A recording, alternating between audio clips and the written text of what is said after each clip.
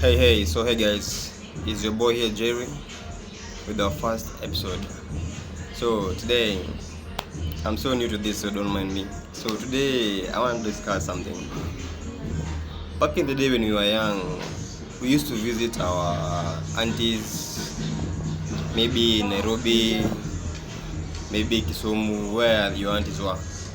So I remember all the whole month you were discussing your mother or your father or how much things are not working on your family side. So au maanti walikuwa wanatupeaga advice wakitusanganya mama zetu, wakituambia vile mama zetu ni wabaya, si wazuri, hapa mtu anawapenda kwa familia. And then wanakudanganya na ka500 ukienda home. So because you are young, una feel like your mother is not doing enough for you or your father. Do you remember those people in your family? Do you have anybody? Your auntie, your uncle, anybody?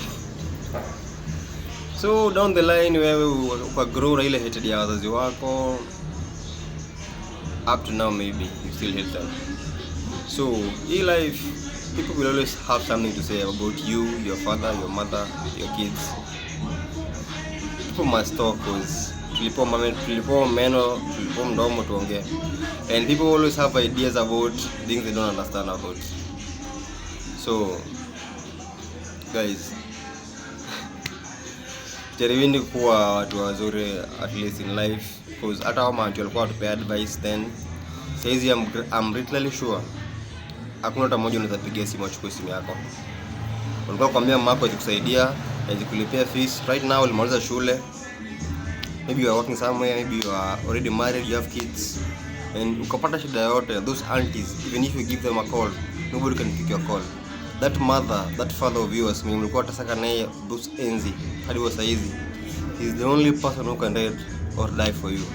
So guys, what I'm trying to pull out or put out through here is your mother, your father, regardless of the place where yako saizi, if things are not working for them, please, the younger generation, tafadhali usisikize auntie yako akikwambia mama yako si mzuri, mama yako afanyi enough, mama yako ni mbaya.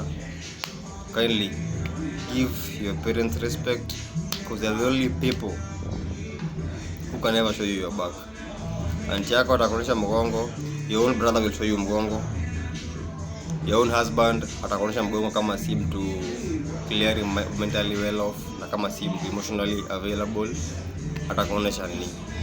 So guys, kindly subscribe, and I got so many topics to come. Thank you. Subscribe guys. Thanks.